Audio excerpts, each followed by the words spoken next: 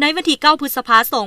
2026 นี้คณะนำกระทรวงป้องกันประเทศแห่งสาธารณรัฐประชาธิปไตยประชาชนลาวและสถานเอกอัครราชทูตแห่งสหพันธ์รัสเซียประจำสาธารณรัฐประชาธิปไตยประชาชนลาว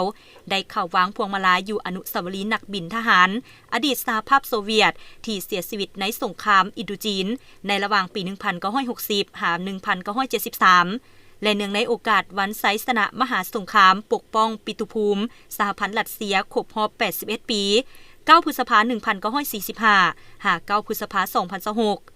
ฝ่ายลาวนำโดยสหายพลโทใส่ใจกรมสิทธิ์รองรัฐมนตรีกระทรวงป้องกันประเทศหัวหน้ากรมใหญ่เสนาธิการกองทัพประชาชนลาวพร้อมด้วยคณะผู้แทนจาก 4 กรมใหญ่1ห้องว่าการฝ่ายรัสเซียนำโดยสหายสเตเกสโตสกีเอกอัครราชทูตแห่งสหพันธ์รัสเซียประจำสาธารณรัฐประชาธิปไตยประชาชนลาวพร้อมคณะจากห้องการผู้ต่างหน้ากระทรวงป้องกันประเทศแห่งสหพันธ์รัสเซียประจำสาธารณรัฐประชาธิปไตยประชาชนลาว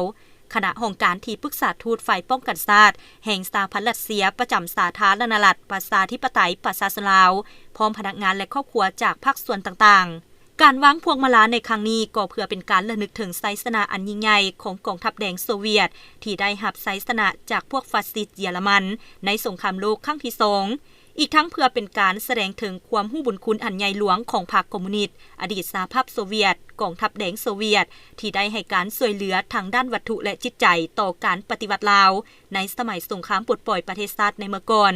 และระลึกถึงบุญคุณงามความดีของบรรดาสหายนักบินสหภาพโซเวียตที่เสียสละชีวิตอยู่ประเทศลาวนับแต่ปี 1960 ฮอดปี